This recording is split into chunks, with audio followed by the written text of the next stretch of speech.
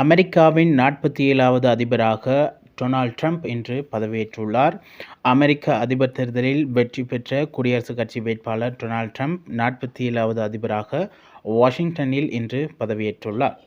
அமெரிக்காவில் கடந்த ஆண்டு நவம்பர் மாதம் நடைபெற்ற அதிபர் தேர்தலில் குடியரசுக் கட்சி வேட்பாளர் டொனால்ட் ட்ரம்ப் அமோக வெற்றி பெற்றார். அவரை எதிர்த்து ஜனநாயக கட்சி சார்பில் போட்டியிட்ட துணை அதிபர் கமலா ஹாரிஸ் தோல்வி அடைந்துள்ளார். இது அனைவரும் அடைந்த ஒரு விடயம்.